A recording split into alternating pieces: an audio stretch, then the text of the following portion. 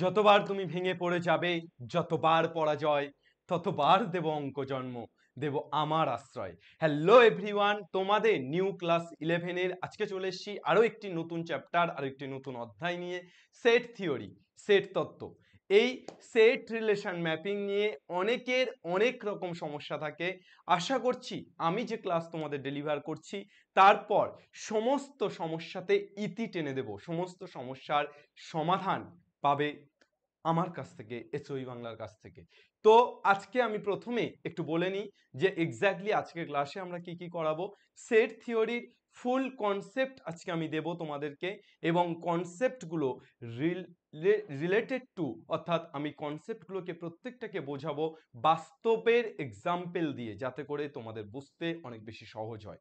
সুতরাং কনসেপ্ট হবে জল, তোরা কি বলবি বল। ঠিক আছে, কনসেপ্টকে আমি জল করব, এবং তারপর যেটা করব সেটা হচ্ছে অ্যাট দ্য এন্ড তোমাদের জন্য একটা চমক থাকবে। অ্যাট দ্য এন্ড তোমাদের এই ক্লাসের শেষে, একদম শেষের দিকে, শেষে মানে শেষেই নয়, শেষের দিকে গিয়ে একটা চমক রাখছি। সুতরাং ক্লাসটাকে শেষ পর্যন্ত দেখো। So let's start. চলে এসো, আজকের ক্লাসের শেষে চমকটার জন্য সবাই ওয়েট করে থাকো। সেট তত্ত্ব বা সেট থিওরি অর্থাৎ এটা কি, খায় না মাখে। দেখো, আমরা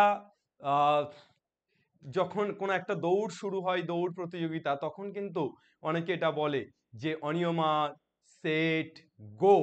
অর্থাৎ সেট পজিশনটা কি, সেট পজিশনটা হচ্ছে একদম পারফেক্ট পজিশন, অর্থাৎ you are ready for this race, অর্থাৎ তুমি কিন্তু তোমার পজিশনে রেডি হয়ে গেছো।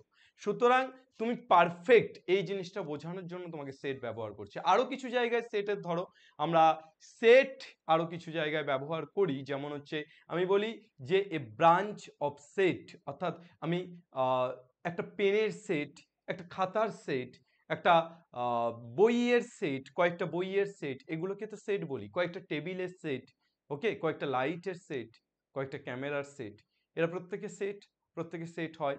এভাবে তো আমি সেটকে বলে থাকি।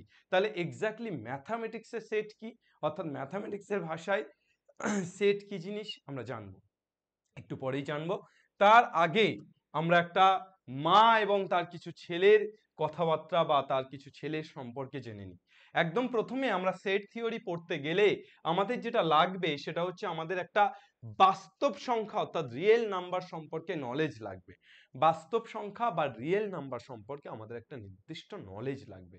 ধরো কোনো একটা পরিবারের কোনো মানুষগুলোর সম্পর্কে জানতে গেলে আগে সেই পরিবারটা কেমন, সেই পরিবারে কজন মানুষ আছে, এটা তো আগে তোমাকে জানতে হবে। তারপর তো সেই মানুষগুলোর সম্পর্কে জানবে। ঠিক একই রকম ভাবে তোমাকে যদি সেট জানতে হয়, তাহলে তোমাকে জানতে হবে বাস্তব সংখ্যা বা রিয়েল নাম্বার, এবং তারপর ধীরে ধীরে ধীরে ধীরে তুমি সেই রিয়েল নাম্বারের পার্টগুলোকে জানবে, এবং তারপর সেট কিভাবে তাদের সাথে রিলেট করছে সেটা জানবে। তো আমরা চলে আসি রিয়েল নাম্বার বা বাস্তব সংখ্যা। রিয়েল নাম্বার বা বাস্তব সংখ্যা এগুলোর কয়েকটা ভাগে ভাগ করা যায়, বাস্তব সংখ্যাকে কয়েকটা ভাগে ভাগ করা যায়। বাস্তব সংখ্যা বলতে আমরা কি বুঝি? যে কোনো সংখ্যাকেই আমরা বাস্তব সংখ্যা বলতে পারি, যে কোনো সংখ্যাকেই বাস্তব সংখ্যা বলতে পারি।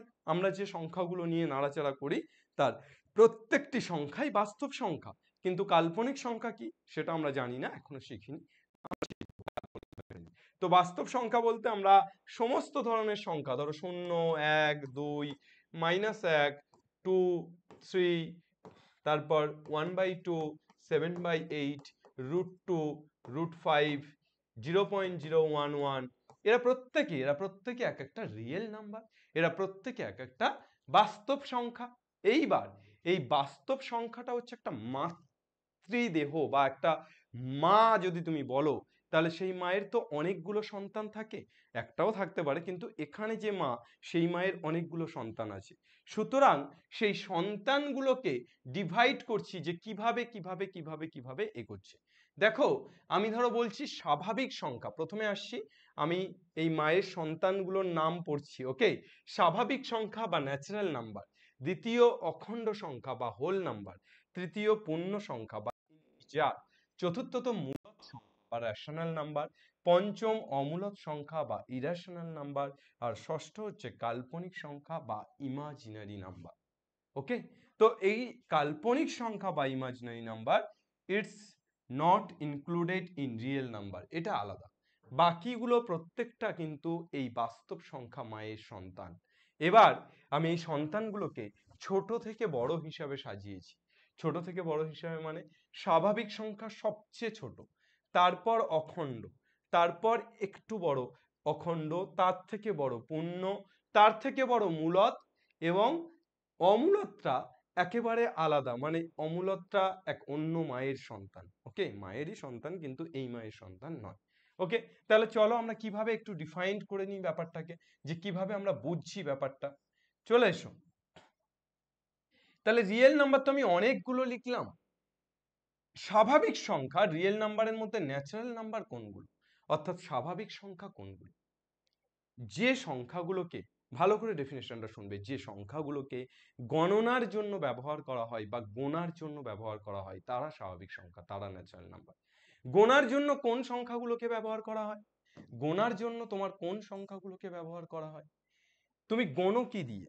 ধরো তুমি কয়েকটা বল আছে, বা গরমের সময় কয়েকটা আম পেয়েছো, কাঁচা আম, তুমি গোনা শুরু করবে কি দিয়ে? এক দিয়ে না। শূন্য দিয়ে কি গোনা শুরু করবে? শূন্য, এক, দুই, এরকম ভাবে গোনা শুরু করবে? তোমার ক্লাসের কয়েকটা স্টুডেন্ট তোমাকে গুনতে বললো যে কজন ক্লাসে আছে, তুমি কি শূন্য থেকে শুরু করবে? না, obviously you are starting from one, অর্থাৎ তুমি কোথা থেকে শুরু করবে? এক থেকে শুরু করবে। তাহলে স্বাভাবিক সংখ্যা কোথা থেকে শুরু হচ্ছে? এক থেকে। তাহলে এক, দুই, তিন, চার, পাঁচ, dot dot dot dot dot dot dot, এক, দুই, তিন, চার, পাঁচ, dot dot dot dot dot dot dot dot, অর্থাৎ ছয়, সাত, আট, নয়, দশ, ডট ডট ডট চলতেই থাকছে। তাহলে স্বাভাবিক সংখ্যা শুরু হচ্ছে এক থেকে এবং শেষ হচ্ছে অসীমে। কোথায় শেষ হচ্ছে? অসীমে, ইনফিনিটিতে, অর্থাৎ এর শেষ কিন্তু পাচ্ছ না, চলতেই থাকছে। মুসাফির হু ইয়ারো, না ঘর হে না ঠিকানা, হামে তো বাস চলতে রহনা হে, বাস চলতে রহনা। এটা আমি বলছি না, স্বাভাবিক সংখ্যা বলছে, ন্যাচারাল নাম্বার বলছে। ওকে, তাহলে স্বাভাবিক সংখ্যা বা ন্যাচারাল নাম্বার এক, দুই, তিন, চার, পাঁচ, ছয়, সাত, আট, নয়, দশ, dot dot dot dot dot dot dot dot চলতে থাকছে। এই স্বাভাবিক সংখ্যাকে ডিফাইন করা হয় এন দিয়ে। কি দিয়ে ডিফাইন করা হয়? এন। এনটা কেমন? Capital N. এনটা কেমন? Capital N. এইবার ক্যাপিটাল এন দিয়ে তো অনেক কিছু ডিফাইন করা হতে পারে। শুধু স্বাভাবিক সংখ্যা, ন্যাচারাল নাম্বার কেন, নিউট্রিশন, হ্যাঁ, তারপর যে কোনো কিছু এন দিয়ে যে ওয়ার্ডগুলো শুরু হচ্ছে ক্যাপিটাল এন দিয়েই তো শুরু হয়। তাহলে ন্যাচারাল নাম্বার বা স্বাভাবিক সংখ্যা সেটা তুমি বুঝবে কিভাবে? বুঝবে কিভাবে? দেখো, কোন একটা অবিবাহিত মেয়ে এবং কোন একটা বিবাহিত মেয়ে হিন্দু ধর্ম মতে তাদের পার্থক্য করাটা খুব সহজ। অবিবাহিত মেয়ের সিঁথিতে সিঁদুর থাকে না, বিবাহিত মেয়ের সিঁথিতে সিঁদুর থাকে, অর্থাৎ সিঁদুর দেখেই তুমি সেই পার্থক্যটা করতে পারছো।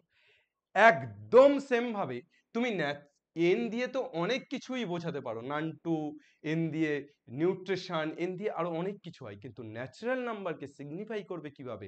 অর্থাৎ কোন এনটাকে দেখে বুঝবে ন্যাচারাল নাম্বার? যে এন এর পাশে সিঁদুরের মতো একটা দাগ থাকবে। ঠিক আছে, দাগ না থাকলে অবিবাহিত, যখন দাগ দেওয়া হলো তখন বিবাহিত হয়ে গেল। অর্থাৎ এই দাগটা, এন এর পাশে একটা দাগ দিলে তখন আমি বুঝবো যে ইটস এ ন্যাচারাল নাম্বার, অর্থাৎ এটা ন্যাচারাল নাম্বারের এন, এটা ন্যাচারাল নাম্বারের এন। তাহলে এন এর, ক্যাপিটাল এন এর পাশে একটা লম্বা দাগ। তাহলে ন্যাচারাল নাম্বার কোনগুলো বুঝতে পারলে। এরপর অখণ্ড সংখ্যা বা হোল নাম্বার। তাহলে ন্যাচারাল নাম্বার কোনগুলো হচ্ছে বাবা? ন্যাচারাল নাম্বার হচ্ছে এক, দুই, তিন, চার, পাঁচ, ছয়, dot dot dot dot dot dot, এগুলো ন্যাচারাল নাম্বার।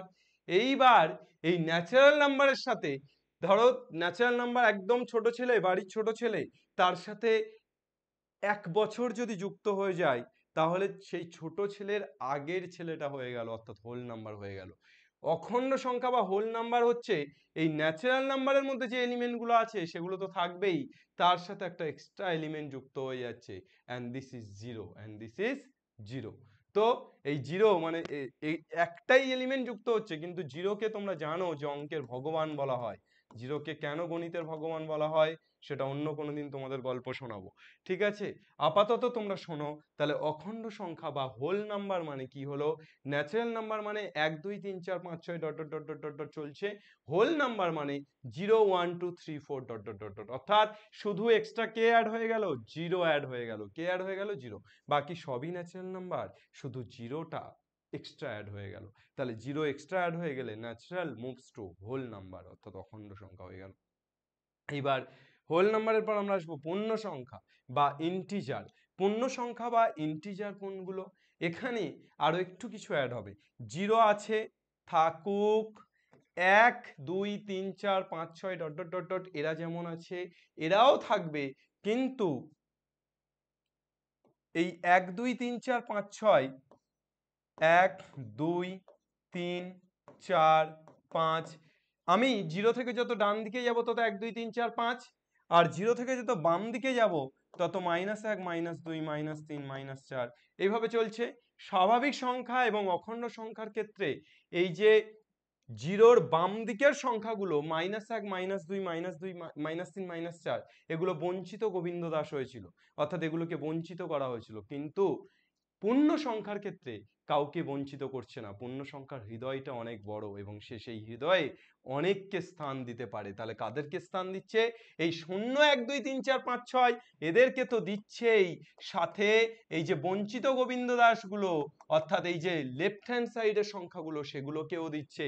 তাহলে 1 কে আমি 1 ও দিচ্ছি এবং -1 ও দিচ্ছি, আমার বুকে 1 ও আছে -1 ও আছে। তাহলে আমি এটাকে লিখতে পারি +-1। তার মানেই তো +1 আবার -1। আমি যদি 2 কে লিখতে পারি +-2, আমি 3 কে লিখতে পারি +-3, আমি 4 কে লিখতে পারি +-4, যেহেতু পজিটিভ এবং নেগেটিভ দুটোই থাকছে। 5 +-5, 6 +-6, 7 +-7, 8 +-8। ক্লিয়ার? কন্টিনিউয়াসলি চলতে থাকছে। এইবার এই পূর্ণ সংখ্যার প্লাসও হচ্ছে মাইনাসও হচ্ছে, তাহলে আমরা পূর্ণ সংখ্যাকে দুটো ভাগে ভাগ করতে পারি। কি কি ভাগে ভাগ করতে পারি?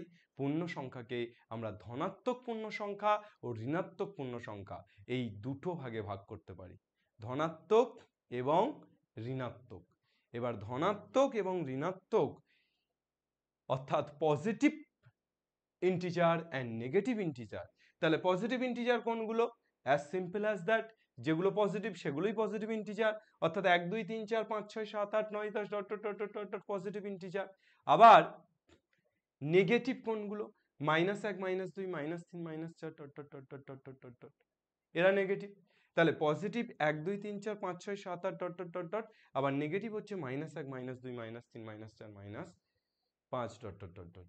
তাহলে মাঝখানে পড়ে আছে 0, এ কি করবে? এ কেমন integer? 0 0 is an integer which is neither positive nor negative, অর্থাৎ 0 এমন একটি ইন্টিজার যেটা ধনাত্মকও নয় ঋণাত্মকও নয়, কোনো স্পেশাল ক্যাটাগরিতে পড়ছে না। মানে এক্ষেত্রে জিরোটাকেই বঞ্চিত গোবিন্দ দাস বানিয়ে দেওয়া হলো। 0 ইন্টিজার, ভালো করে শোনো, 0 ইন্টিজার, কিন্তু 0 নাইদার পজিটিভ ইন্টিজার, 0 নর নেগেটিভ ইন্টিজার। বুঝতে পারছো? 0 এমন একটা ইন্টিজার যেটা পজিটিভও নয় যেটা নেগেটিভও নয়। বাড়িতে 5টা ছেলে আছে, তার মধ্যে যে মাঝখানের অর্থাৎ যে মধ্য, সে এপারের দুজন তারা পজিটিভ কাজ করে, ভালো কাজ করে, ইনকাম করে, বাড়িতে আনে। এপারের দুজন তারা ধ্বংস করে, ওরা যে আনছে টাকাটা এরা উড়িয়ে দিচ্ছে। কিন্তু মাঝখানে যে আছে সে না করে ইনকাম না করে আউটকাম, অর্থাৎ সে ধনাত্মকও নয় সে ঋণাত্মকও নয়, সে জাস্ট ইন্টিজার, সে ওই বাড়িরই ছেলে কিন্তু সে কোনো যোগ্যে নয়। বুঝতে পারছো ব্যাপারটা? চলো এইবার পূর্ণ সংখ্যার পর আমরা চলে আসছি মূলদ সংখ্যা অর্থাৎ রেশনাল নাম্বার।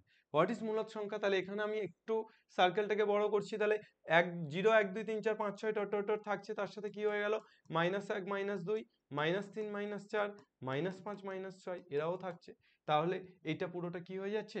এই পুরোটা হয়ে যাচ্ছে ইন্টিজার। আচ্ছা, একটা জিনিস এখানে আমার বলা হয়নি যে আমি যেভাবে স্বাভাবিক সংখ্যাকে n দিয়ে ডিফাইন করলাম ঠিক একই রকম ভাবে অখণ্ড সংখ্যাকে আমি ডিফাইন করব W দিয়ে, ক্যাপিটাল W, কিন্তু তার পাশে দাগ, ওই সিঁদুরের মতো কেস। আর পূর্ণ সংখ্যা বা ইন্টিজারকে ডিফাইন করব ক্যাপিটাল Z দিয়ে এবং তার পাশে দাগ। ঠিক আছে? মূলদ সংখ্যা বা রেশনাল নাম্বারকে ডিফাইন করব ক্যাপিটাল Q দিয়ে, তার পাশে দাগ। ওকে? মূলদ সংখ্যা বা রেশনাল নাম্বার ডেফিনিশনটা হচ্ছে যে সমস্ত সংখ্যাকে P বাই Q আকারে লেখা যায়, যে সমস্ত সংখ্যাকে P বাই Q আকারে লেখা যায় তাদেরকে কি সংখ্যা বলা হয়? মূলদ সংখ্যা বা রেশনাল নাম্বার। যেখানে P আর Q পূর্ণ সংখ্যা এবং Q not equal to 0, Q not equal to 0। তাহলে বলো, এই যে সংখ্যাগুলো লেখা হয়েছিল স্বাভাবিক, অখণ্ড, পূর্ণ, এরা কি মূলদ? এরা প্রত্যেকেই কিন্তু মূলদ, তার কারণ এদের প্রত্যেককে পি বাই কিউ আকারে লেখা যায়। দেখো, 1 কে লিখতে পারি 1/1, 2 কে লিখতে পারি 2/1, 3 কে লিখতে পারি 3/1, পি বাই কিউ আকারে লেখা যাচ্ছে তো। এবং পি আর কিউ পূর্ণ সংখ্যা, সুতরাং এরা প্রত্যেকে কিন্তু এক একটা মূলদ সংখ্যা, মানে এরা প্রত্যেকে তো হবেই, তার সাথে এক্সট্রা কি কি হবে, ধরো লিখলাম হাফ, ধরো লিখলাম 1/3, ধরো লিখলাম 2/3, ধরো লিখলাম -4/5, এগুলোও তো হবে, এগুলোও তো হবে। দেখো পি বাই কিউ আকারে আছে এবং পি আর কিউ পূর্ণ, আর কিউ নট ইকুয়াল টু 0, তাহলে এগুলোও মূলদ সংখ্যা। তাহলে মূলদ সংখ্যা এরা সবাই তো থাকছেই, তার সাথে হাফ, 1/3, 1/4, -2/3, এগুলোও যুক্ত হয়ে যাচ্ছে। অর্থাৎ যত রকম পি বাই কিউ আকার হতে পারে তার সবগুলো যুক্ত হয়ে যাচ্ছে। তাহলে এই টোটালটা মূলদ। দেখো আস্তে আস্তে আস্তে আস্তে কিন্তু ব্যাপারটা বড় হচ্ছে, বাড়ির ছোট ছেলে থেকে শুরু করে আস্তে আস্তে আস্তে আস্তে আস্তে আস্তে আমরা বড় ছেলের দিকে যাচ্ছি। তাহলে মূলদ হচ্ছে বাড়ির বড় ছেলে, আর ন্যাচারাল নাম্বার বাড়ির ছোট ছেলে, মানে এইটুকু। কিন্তু মূলদ পুরোটা, অর্থাৎ সবগুলোকে নিয়ে। ওকে। আর অমূলদ কি? অমূলদ তোমার কাকার ছেলে, কাকিমার ছেলে। অমূলদের সাথে এই এই পুরোটার কোনো রকম কোনো সম্পর্ক নেই। অমূলদটা সম্পূর্ণ ডিফারেন্স, কিন্তু বাস্তবের মধ্যেই আছে, বাস্তব সংখ্যার সার্কেলের মধ্যেই আছে। তাহলে অমূলদ সংখ্যাটা কি? অমূলদ সংখ্যাটা হচ্ছে যে সকল সংখ্যাকে পি বাই কিউ আকারে প্রকাশ করা যায় না, পি বাই কিউ আকারে প্রকাশ করা যায় না, তাকে কি বলবো? অমূলদ সংখ্যা, যেখানে পি ও কিউ পূর্ণ। তো তুমি দেখো √2 লিখলে, √2 কে তুমি লিখতেই পারো √2/1, তুমি বলবে এই তো পি বাই কিউ আকারে প্রকাশ করে দিলাম স্যার, তাহলে কেন যায় না বললেন? দেখো √2/1 লিখতে পারলাম, কিন্তু √2টা কি পূর্ণ সংখ্যা? আমি বলেছিলাম পি আর কিউ কে পূর্ণ সংখ্যা হতে হবে, এখানে পূর্ণ সংখ্যার সারিতে √2 আছে? নেই। তাহলে এটা কিন্তু মূলদ নয়। তাহলে যেগুলো মূলদ নয় সেগুলো কি? যেগুলো মূলদ নয় সেগুলো অমূলদ। তাহলে বাকিটা অমূলদ, বাকিটা কি? অমূলদ। অর্থাৎ মূলদ যেগুলো নয়, এই √2, √5, √7, 0.111 dot dot dot dot dot চলছে, হবে পি বাই কিউ আকারে লেখা যাবে, চলছে কন্টিনিউয়াস, তাহলে এটা অমূলদ। ওকে। তাহলে যে সকল সংখ্যা মূলদ নয় সেগুলো কি? অমূলদ। এইবার কাল্পনিক বা ইমাজিনারি নাম্বারটা পুরোটাই আলাদা। কাল্পনিক বা ইমাজিনারি নাম্বারটা হচ্ছে রুটের মধ্যে যদি মাইনাস সাইন থাকে, রুটের মধ্যে -2, রুটের মধ্যে -1, রুটের মধ্যে -3, মানে ডেফিনেশন বলা হয় যে সকল সংখ্যাকে বর্গ করেও ধনাত্মক পাওয়া যায় না। তুমি দেখো √1 বর্গ করো, বর্গ করলে কি পাবে? -1 পাবে। It's not positive. অর্থাৎ যে সকল সংখ্যাকে বর্গ করেও ধনাত্মক পাওয়া যায় না তাদেরকে কি সংখ্যা বলা হয়? কাল্পনিক সংখ্যা, অর্থাৎ ইমাজিনারি নাম্বার। এই হলো তোমার টোটাল ছক। এই ছকটাকে একদম যদি তোমার ব্রেনে করে চকচক, তবেই তুমি করবে বকবক এবং বাকিরা কিন্তু শুনবে। তোমাকে এই টোটাল ছকটাকে আয়ত্ত করতে হবে। এটা খুব সিম্পল একটা ছক, একদম সহজ জিনিস, ক্লাস 9-এ তোমরা শিখে এসছো, কিন্তু অনেকেই তোমরা ভুলে গেছো, ক্লাস 11 সবে শুরু করছো, সবে সবে রেজাল্ট দিয়েছে, একদম রক্ত গরম। সুতরাং এই জিনিসগুলোকে ভালো করে জেনে নিতে হবে এবং রেজাল্টে তোমাদের যে ব্যর্থতা, যে ঘাটতি, রেজাল্টে যে সমস্যাগুলো হয়েছে, যার জন্য মাধ্যমিকের রেজাল্ট খারাপ হয়েছে, যে সেই জায়গাগুলোতে ফোকাস করতে হবে। ক্লাস 11 একদম শুরু থেকে আগুন লাগাতে হবে, একদম শুরু থেকে জোরদার জবরদস্ত ভাবে করতে হবে। এবং অঙ্ক কিন্তু আমি বলবো শেখার জিনিস। যদি অঙ্ক তুমি ডিপলি শিখতে পারো, শেখাতে কনসেন্ট্রেট করো, যদি তুমি ফান্ডামেন্টাল ম্যাথামেটিক্সটাকে জানো, তাহলে তুমি অঙ্ক পরীক্ষাতেও আগুন লাগাতে পারবে। It's natural. এবং আমি তোমাদেরকে চেষ্টা করছি একদম ফান্ডামেন্টাল জায়গা থেকে তোলার, যে সেই গাছ খুব বেশি দিন দাঁড়িয়ে থাকতে পারে যে গাছের মূল শক্ত, সেই গাছ বেশি দিন দাঁড়িয়ে থাকতে পারে না যে গাছের মূল শক্ত নয়। তাই মূল বা ভিত, it's the important part of life. অর্থাৎ তোমাকে তোমার মূলটাকে, তোমার বীজ, এই ভিতটাকে শক্ত করতে হবে। তার জন্যই কিন্তু আমাদের এই পদক্ষেপ। আশা করছি তোমাদের এই ক্লাসগুলো তোমাদের প্রত্যেকটা কোচিং সেন্টার, তোমাদের প্রত্যেকটা পার্সোনাল টিউটর, সমস্ত জায়গায় যে পড়ছো তার থেকেও এফেক্টিভ হতে চলেছে। সুতরাং তোমরা যদি ফোকাস দিয়ে শুরু থেকে এসওই বাংলাকে ফলো করে পড়ো, তাহলে কিন্তু you are the genius at the end of the ইয়ার।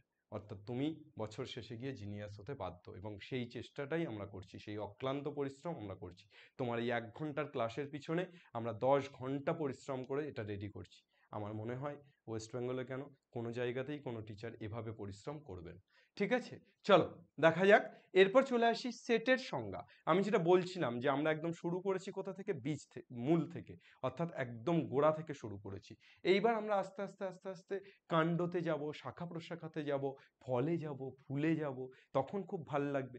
ঠিক আছে, তো আস্তে আস্তে আমাদের যেতে হবে সেই জায়গাতে। আমরা এবার চলে আসছি সেটে প্রবেশ করছি। আমাদের আগের বেসিক জিনিসটা শিখে ফেলেছি। আমরা আসি সেটের সংজ্ঞা, ডেফিনেশন অফ সেট। সেটের সংজ্ঞা কি? একদম এই সংজ্ঞাটাকে এমনভাবে মনে রাখবে যে সারা জীবন যেন এই সংজ্ঞাটা তুমি না ভুলো। মাছ বাজারে মাছ কিনতে গিয়েও গুনগুন করে যেন গান গাওয়ার মতো কভি আলবিদা না কেহনা, এটা না বলে যেন মনে হয় a set is a well defined collection of distinct object. এই ল্যাঙ্গুয়েজটা যেন আজীবন তোমার মননে থেকে যায়, মনে না মননে থাকতে হবে। A set is a well-defined collection of distinct object. A set is a well-defined collection of distinct object. What is this? Sir বাংলাতে বলুন, ইংরেজি বুঝতে পারছি না। খুব সহজ, একটা সেট ওয়েল ডিফাইন্ড মানে সুসংজ্ঞাত। ওয়েল ডিফাইন্ড মানে কি? সুসংজ্ঞাত মানে ঠিকভাবে ডিফাইন্ড করা আছে, বলে দেওয়া আছে, যে এক্স্যাক্টলি তার ক্রাইটেরিয়া গুলো তোমাকে বলে দেওয়া আছে। A set is a well defined collection of distinct মানে প্রত্যেকটা আলাদা আলাদা, ডিস্টিংক্ট মানে প্রত্যেকটা আলাদা আলাদা, কোনো দুটো সেম নয়। A set is a well defined collection of distinct object মানে কি? অবজেক্ট মানে বস্তু। তাহলে আমি কি বললাম? আমি যদি এটা বাংলাতে বলি, সেট হলো সুসংজ্ঞাত বস্তুসমূহের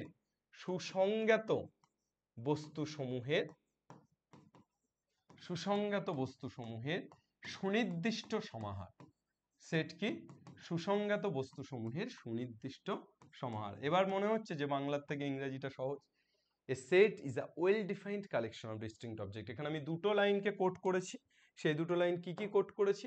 আমি একটা কোট করেছি ওয়েল ডিফাইন্ড, আর একটা কোট করেছি ডিস্টিংক্ট।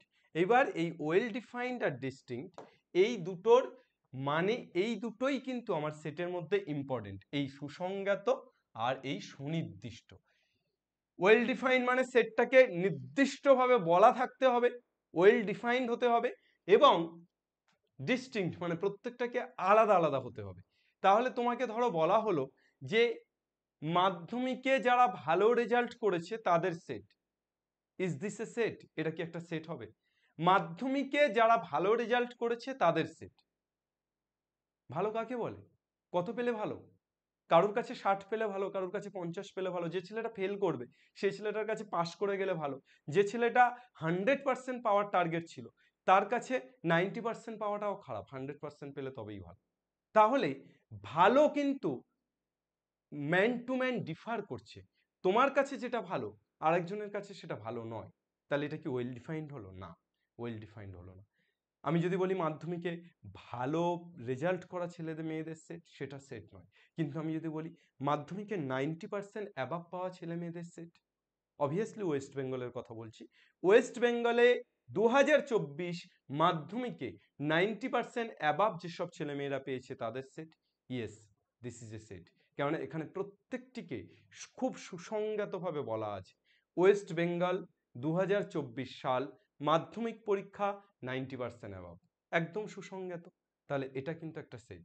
আর এখানে প্রত্যেকটি বস্তু কিন্তু আলাদা আলাদা, তার কারণ এখানে যারা 90% অ্যাবাভ পেয়েছে সেই মানুষগুলো আলাদা আলাদা। একটা মানুষ সে দুবার নাম্বার পেয়েছে এমনটা হয় না। যে 90% পেয়েছে অমল, তার আরেকজন 90% পেয়েছে বিমল, তাহলে এই অমল আর বিমল আলাদা। আমি যখন ম্যান বলছি, মানুষ বলছি, তখন কিন্তু সেটা একটা সেট হবে। তাহলে বোঝা গেল কখন সেট হবে কখন সেট হবে না। আমি বললাম তোমাদের ক্লাসে মোটা ছেলেদের সেট, কাকে মোটা বলবে আর কাকে মোটা বলবে না, কত কেজি হলে মোটা হয় ডিফাইন নেই, তাহলে এটা সেট নয়। কিন্তু আমি যদি বলি তোমাদের ক্লাসে 60 কেজির উপরে যারা তাদের সেট, অবভিয়াসলি সেট। তোমাদের ক্লাসে লম্বা ছেলে মেয়েদের সেট, সেট। কাকে লম্বা বলবে কাকে লম্বা বলবে না। তোমাদের ক্লাসে সুন্দরী মেয়েদের সেট, কাকে সুন্দরী বলবে কাকে সুন্দরী বলবে না। তোমার চোখে যাকে সুন্দরী লাগছে আরেকজনের চোখে তাকে নাও লাগতে পারে। তাহলে এক্স্যাক্টলি ডিফাইন্ড করা থাকতে হবে। সুন্দরীর বেসিক ক্রাইটেরিয়া থাকতে হবে, যে পরিষ্কার, নাক সুন্দর, চোখ সুন্দর, বেশ কিছু ক্রাইটেরিয়ার ভিত্তিতে যখন তুমি কাউকে বলবে তখন সেটা সেট। কিন্তু যদি কোনো ক্রাইটেরিয়া না দেওয়া হয়, শুধু লম্বা, শুধু মোটা, শুধু বেঁটে, শুধু নাটা, no, this is not a set. তাহলে বোঝা গেল আশা করি যে কাকে সেট বলবো আর কাকে সেট বলবো না। এইবার সেটের উপস্থাপনা অর্থাৎ প্রেজেন্টেশন অফ সেট, সেটকে আমরা দুটো ভাগে ভাগ করি। বেসিক্যালি ছকবন্দীকরণ, ছকবন্দীকরণ বা রোস্টার একটা, রোস্টার বা ছকবন্দীকরণ পদ্ধতি একটা, বা ট্যাবুলার। আর একটা হচ্ছে সেট বিল্ডার অর্থাৎ ধর্মভিত্তিক। একটা হচ্ছে ছকবন্দীকরণ আর একটা হচ্ছে ধর্মভিত্তিক পদ্ধতি। ধর্মভিত্তিক পদ্ধতি এটাকে বলা হয় প্রপার্টিস বা সেট বিল্ডার, প্রপার্টিস বা সেট বিল্ডার। তোমরা যারা ইংলিশ মিডিয়াম স্টুডেন্ট আছো আশা করছি তাদের হেল্প হবে, তার কারণ আমি প্রত্যেকটি টার্ম, তোমরা অনেকবার রিকোয়েস্ট করেছিলে ইংরাজিতে লিখতে, আমি প্রত্যেকটি টার্মের ইংরাজিটাও ব্যবহার করছি। আগের কিছু ক্লাসে হয়তো সেটা হয়নি, কিন্তু এবার থেকে কন্টিনিউ হবে।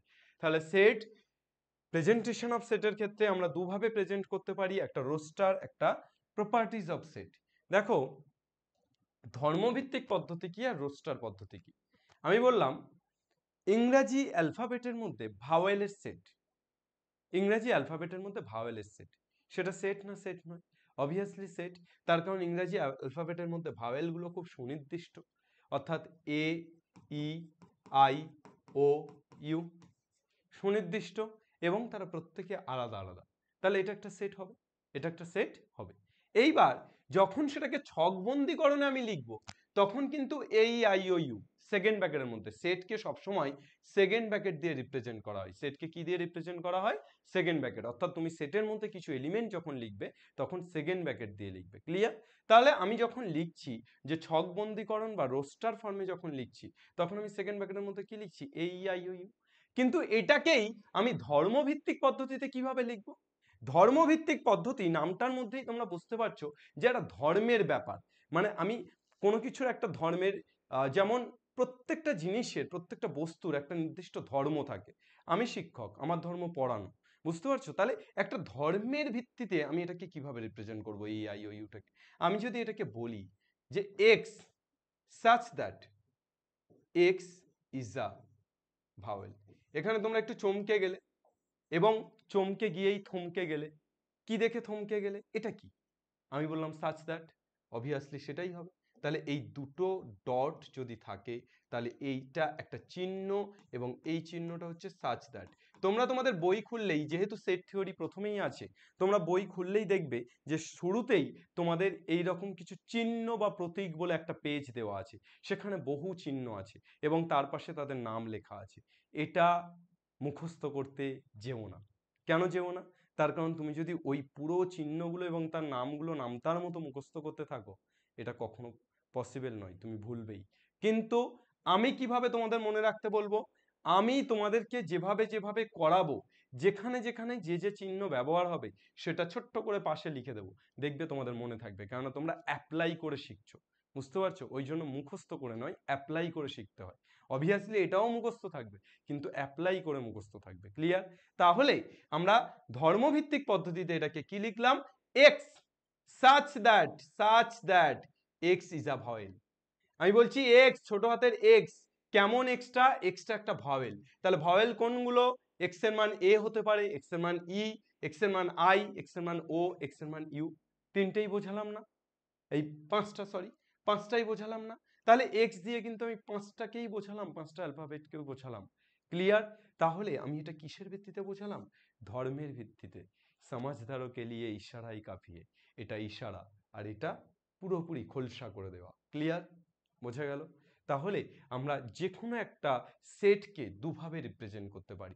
আমি তোমাদেরকে একভাবে ধরো দিয়ে দিলাম, ছকবন্দীকরণে দিয়ে দিলাম, তোমাদেরকে বললাম ধর্মভিত্তিকে রিপ্রেজেন্ট করো যেন তোমরা পারো। আবার তোমাদেরকে ধর্মভিত্তিকে দিয়ে দিলাম, বললাম তোমরা ছকবন্দীকরণে রিপ্রেজেন্ট করো, সেটাও যেন তোমরা পারো।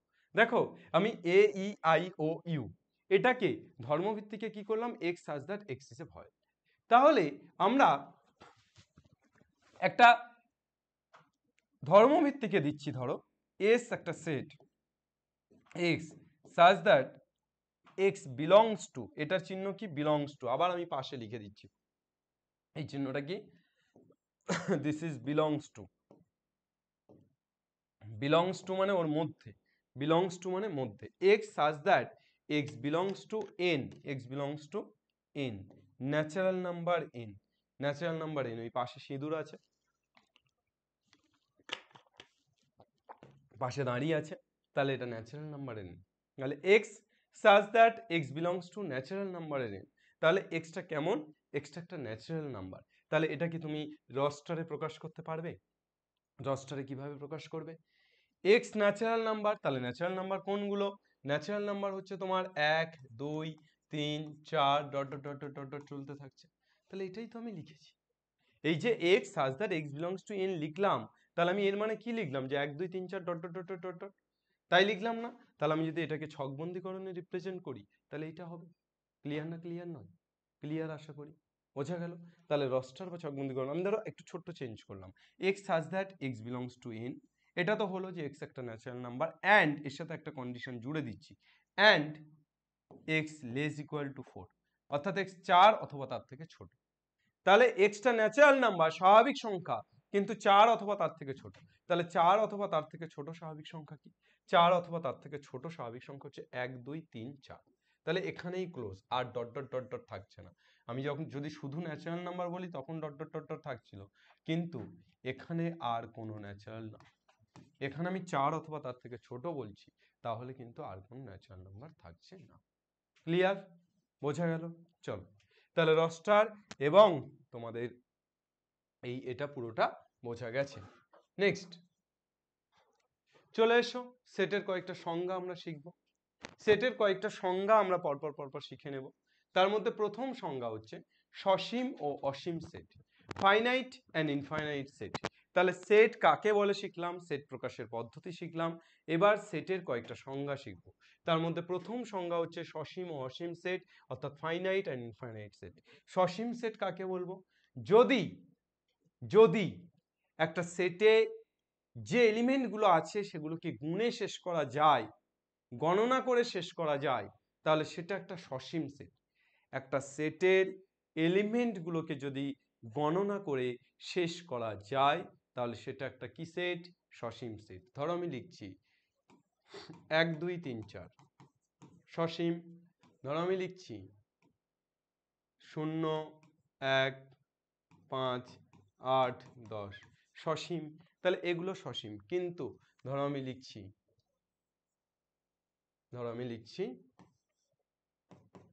1 2 3 4 5 dot dot dot dot dot, অসীম, চলছে, চলতে रहना है हमें तो बस चलते रहना है, অসীম, এটা অসীম অর্থাৎ ইনফাইনাইট, আমরা যদি লিখি, আমরা একটু এতে লিখছি, ধরো 1/x such that ধর্মভিত্তিকে অর্থাৎ সেট বিল্ডারে লিখছি 1/x such that x belongs to n, এটা কি অসীম, আলবাত দিস ইজ অলসো অসীম, অর্থাৎ তোমরা যদি এটাকে বসাতে থাকো x এর মান, n মানে কি ন্যাচারাল নাম্বার, তাহলে 1 থেকে শুরু হচ্ছে 1/1 1/2 1/3 1/4 1/5, কোথায় গিয়ে শেষ হবে, we don't know, you don't know, okay, কোথায় গিয়ে শেষ হবে আমরা কেউ জানি না, কেউ জানে না শুধুই আমার মন জানে, চলো এরপর আমরা আরো একটা অসীম সেট যদি লিখি, x such that x belongs to r, real নাম্বারের r, and 1 less x less 3,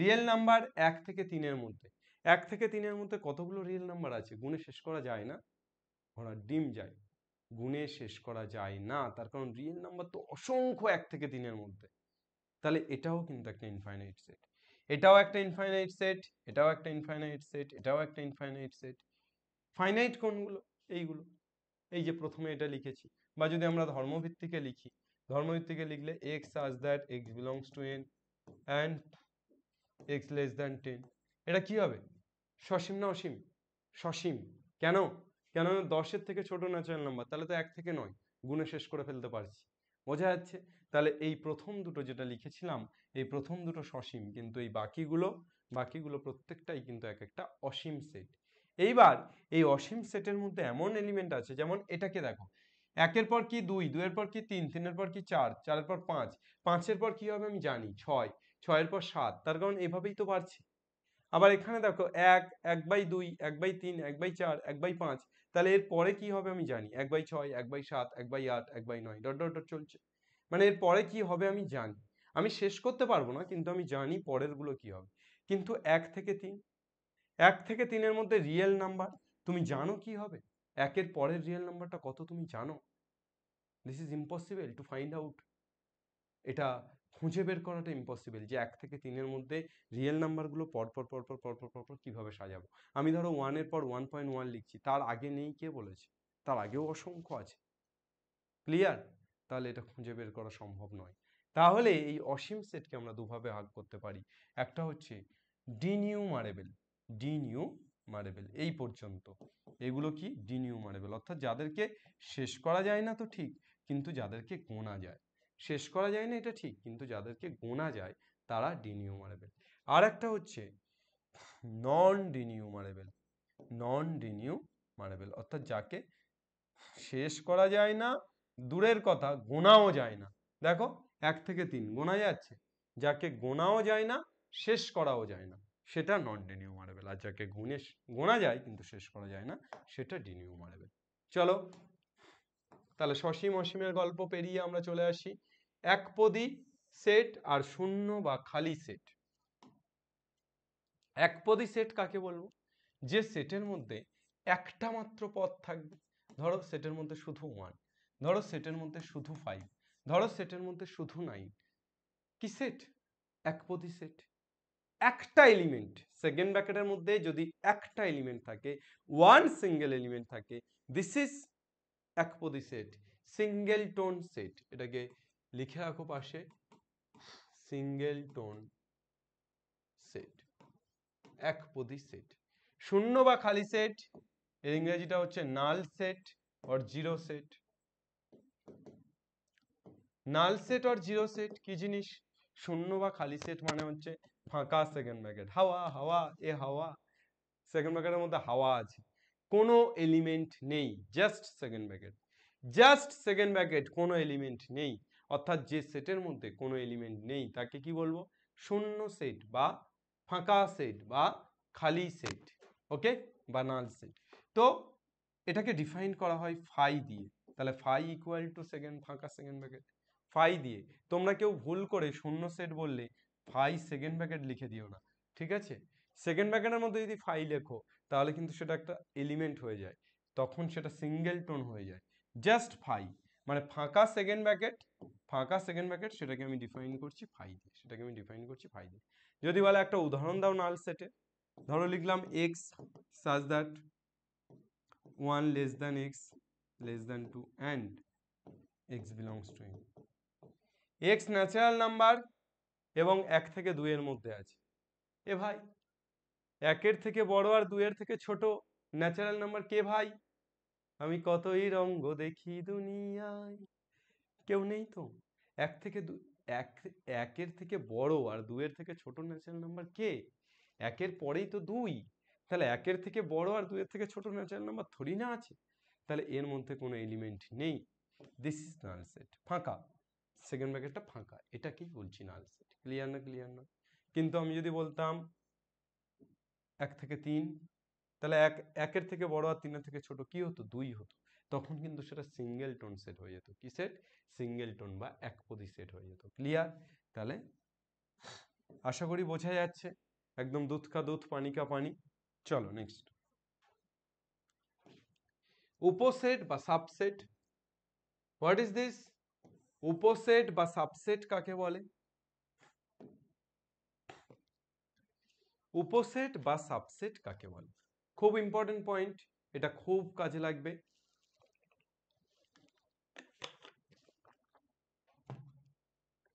উপগ্রহ কাকে বলে? একটা গ্রহের থেকে যে আলো ধার করে নিয়ে আলোকিত হয় সেই তো উপগ্রহ। তাহলে আমরা উপসেট কাকে বলবো? একটা প্রধান সেট, ধরো এস ইকুয়াল টু আমি লিখছি 1 2 3 4 5 dot dot dot dot dot dot চলতেই থাকছে, মানে ন্যাচারাল নাম্বার। একটা প্রধান সেট এটা লিখলাম। এবার এর কয়েকটা সাবসেট লিখছি। ধরো ক্যাপিটাল A ইকুয়াল টু 1 3 5 7। কোথা থেকে তুলেছি রে ভাই এর এলিমেন্ট গুলো? এর এলিমেন্ট গুলো এই যে 1 3 5 7 কোথা থেকে তুলেছি? এই প্রধান সেট থেকেই তুলেছি না? তাহলে প্রধান সেট থেকে তুলে আমি আরেকটা সেট বানাচ্ছি, তাহলে এটা প্রধান সেটের সাবসেট। প্রধান সেটের সাবসেট। ধরো you are the founder of a company, তুমি একটা কোম্পানি ফাউন্ডার, তোমার আন্ডারে অনেকগুলো মানুষ কাজ করছে। তাহলে তোমার আন্ডারে অনেকগুলো মানুষ যারা কাজ করছে, তোমার যে ইনকাম সেটা ডিস্ট্রিবিউট হচ্ছে, তাহলে তুমিই প্রধান সেট, আর বাকি মানুষগুলো তারা কিন্তু সাবসেট হিসেবে কাজ করছে, উপসেট হিসেবে কাজ করছে। ওকে, ওই যে প্রধান উপপ্রধান, মানে প্রধানের আন্ডারে যে থাকে, মুখ্যমন্ত্রী উপমুখ্যমন্ত্রী, মানে উপমুখ্যমন্ত্রী মানে মুখ্যমন্ত্রীর আন্ডারে যে থাকে। ধরো প্রধান, সে কি ডিসিশন নেবে সেটা তার উপর ডিপেন্ড করছে, সে স্বাধীন। কিন্তু উপপ্রধান, উপপ্রধান কি ডিসিশন নেবে সেটা ডিপেন্ড করছে প্রধানের উপরে, অর্থাৎ প্রধানের ডিসিশন গুলোই উপপ্রধান নিতে পারে।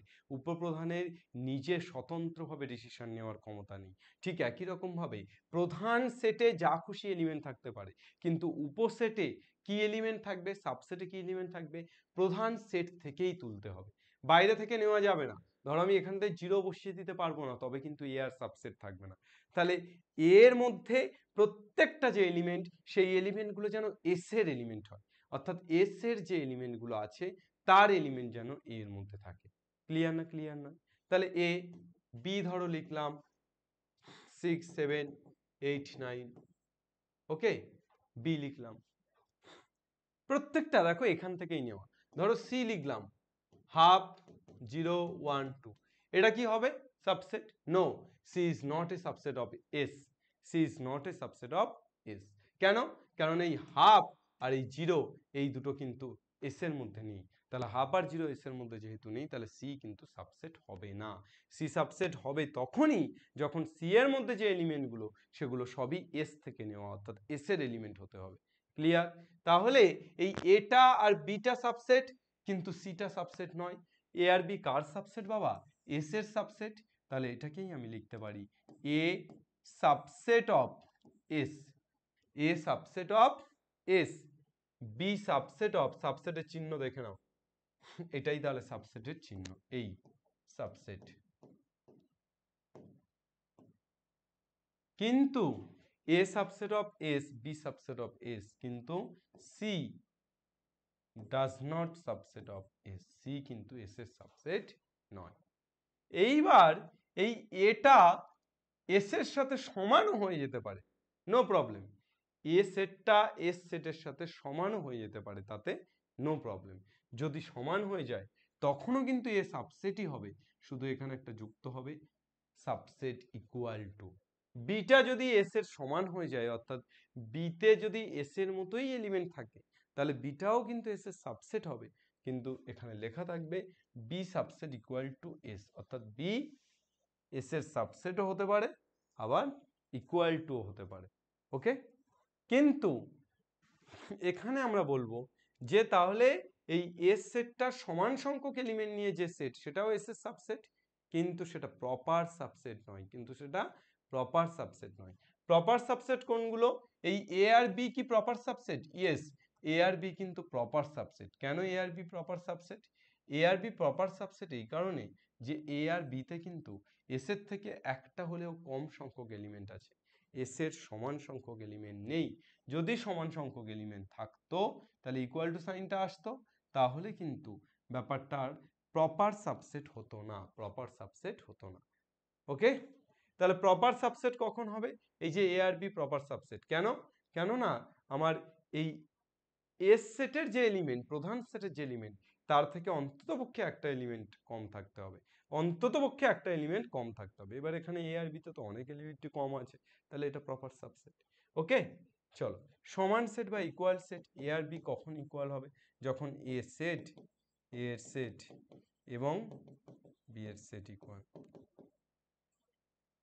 এ সেট ইকুয়াল টু বি এর সেট। চলো এই পরেরটাতেই আছে যথার্থ উপসেট।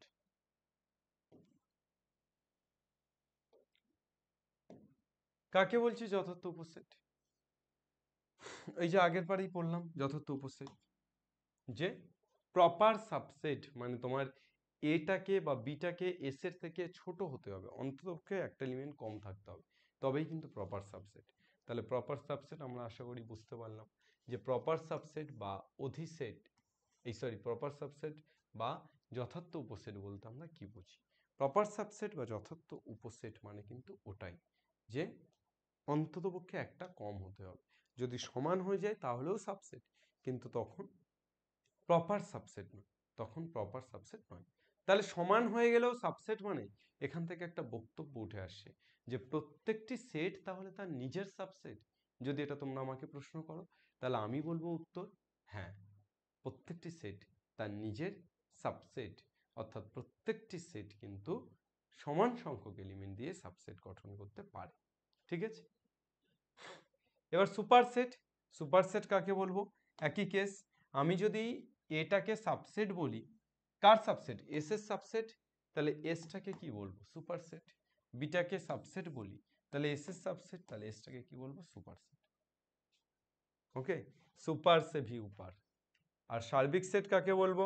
একই রকম ব্যাপার। ধরো আমি এ ইকুয়াল টু লিখলাম 1 2 3,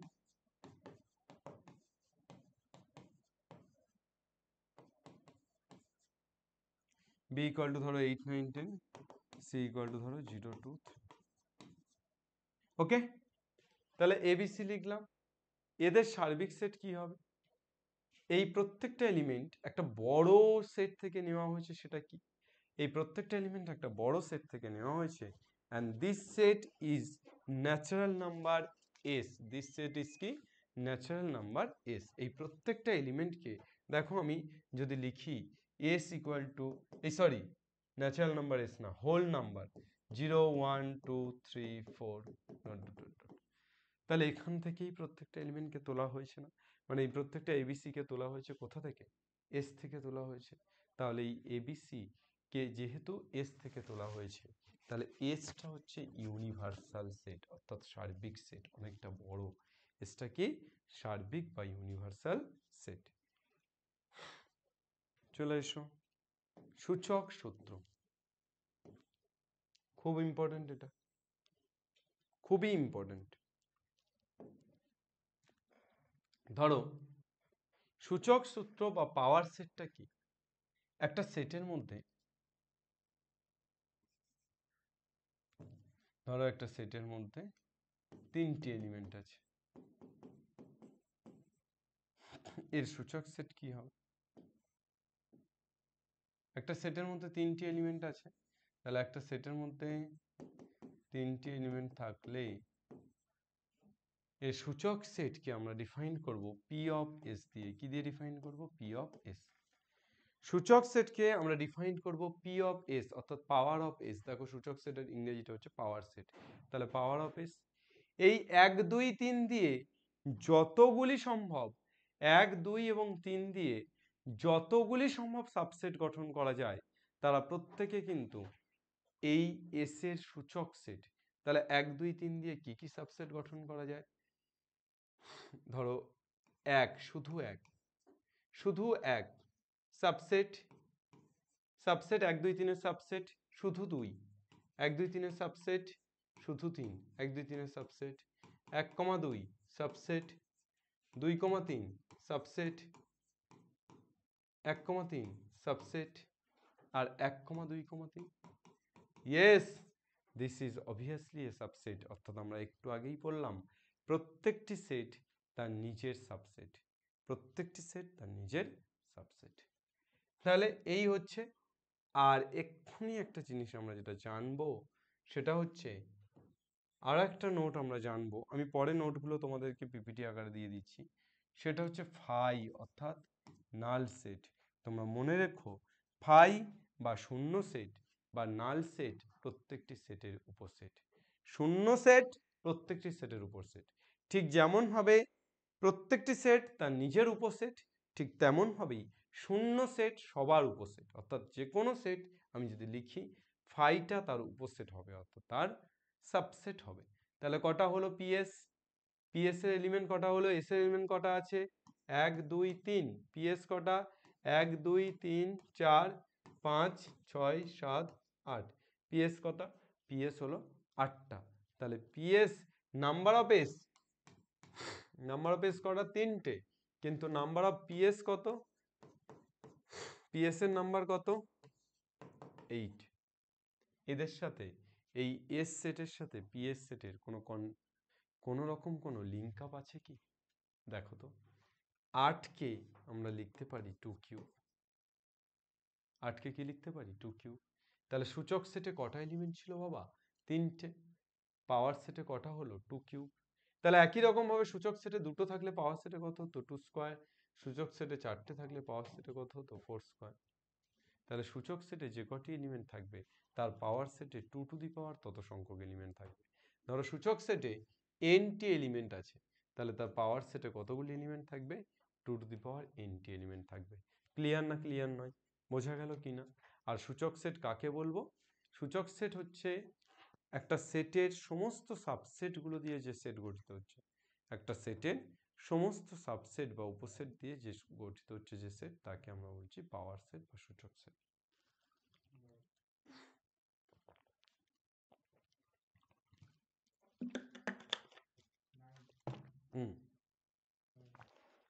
চলো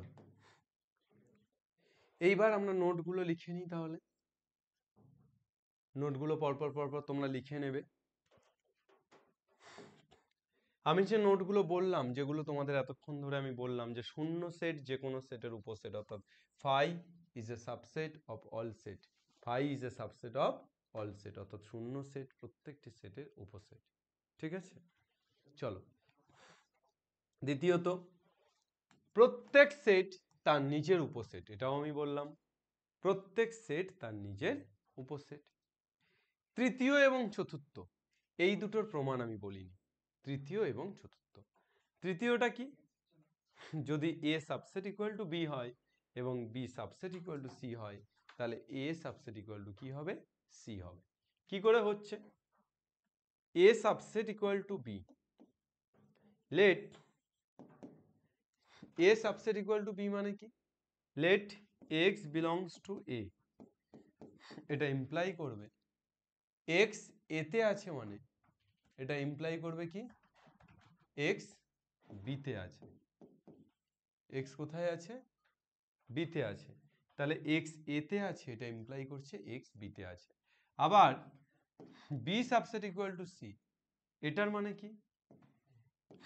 এক্স তো বিতে ছিল, তাহলে এক্স বিতে আছে মানে এক্স সিতেও আছে। তাহলে এখান থেকে তুমি বলতে পারো এক্স এতে আছে, এটা ইমপ্লাই করছে এক্স সিতে আছে। এক্স এতে আছে, এটা ইমপ্লাই করছে এক্স সিতে আছে। তাহলে এক্স এতে আছে, এটা ইমপ্লাই করছে এক্স সিতে আছে, তার মানে এ সাবসেট ইকুয়াল টু সি। এটা এর প্রমাণ, এ সাবসেট ইকুয়াল টু সি। তোমার ধরো পরেরটা, এ সাবসেট ইকুয়াল টু বি, অর্থাৎ এ বি এর থেকে ছোট বা তার সমান। আবার B subset equal to C, অর্থাৎ বি সি এর থেকে ছোট বা তার সমান। তাহলে অ্যাকচুয়ালি এ আর বি সমান না? অ্যাকচুয়ালি কি এ আর বি, সরি এখানে ভুল লিখেছে, A subset equal to B and B subset equal to A হবে। এটা B subset equal to A. A B এর থেকে ছোট অথবা সমান, আবার বি এ এর থেকে ছোট অথবা সমান। আমি ঠিক জানি না যে, ধরো আমি বললাম রতন আর মদন, এরা দুজন, মদনের থেকে রতন ছোট অথবা সমান হতে পারে। আবার বলছি মদনের থেকে রতন ছোট অথবা সমান হতে পারে। তাহলে কি ব্যাপারটা দাঁড়াচ্ছে? রতনের থেকে মদন ছোট অথবা সমান, আবার মদনের থেকে রতন ছোট অথবা সমান। তাহলে অ্যাকচুয়ালি মদন আর রতন দুজনের বয়স সেম, দুজন সমান। ওকে, তাহলে এই নোট চারটে আমার খুব ইম্পর্টেন্ট। এইবার চলে আসছি ভেন চিত্র।